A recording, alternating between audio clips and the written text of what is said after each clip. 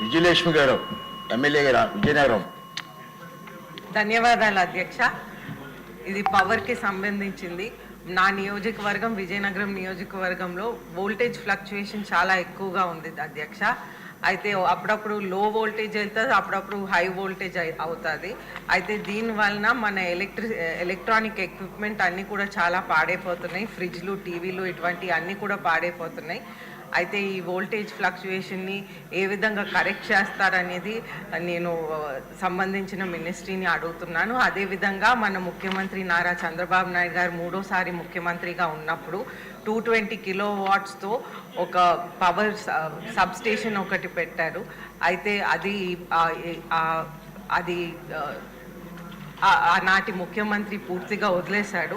అది కూడా మళ్ళీ మనం మొదలు పెట్టాలని కోరుకుంటా ఉన్నాను. ధన్యవాదాలు అధ్యక్ష. మంత్రి గారు చీరాల.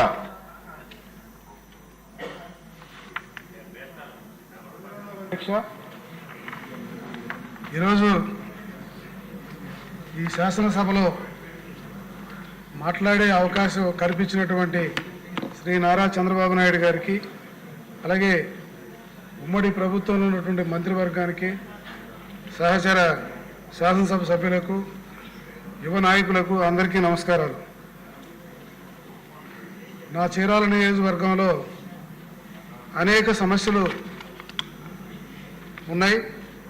ఇరిగేషన్ కానీ, డ్రైనేజ్ కానీ, లో కరెంట్ కానీ, వాటర్ సమస్యలు కానీ, ఇలాంటి అన్నీ ఉన్నప్పటికీ కూడాను 14 ఎకరాల్లో ఒక మంచి హాస్పిటల్, 100 బెడ్స్ హాస్పిటల్ ఉంది.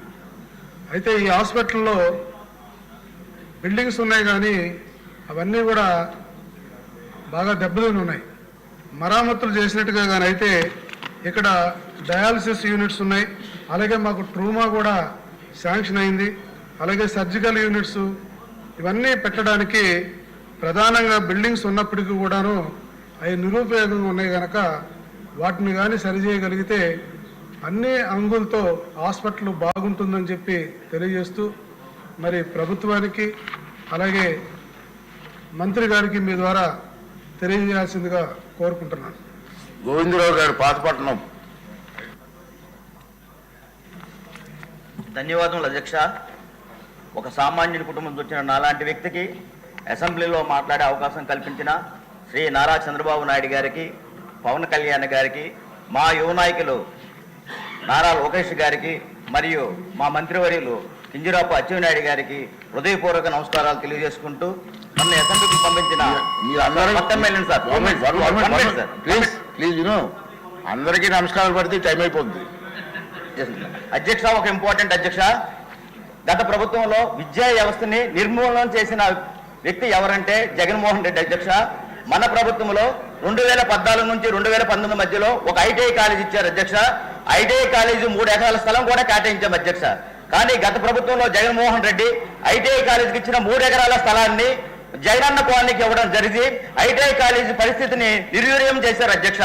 దాన్ని పరిశీలించి తగు చర్యలు తీసుకోవాల్సిందిగా కోరుతున్నాను అధ్యక్ష.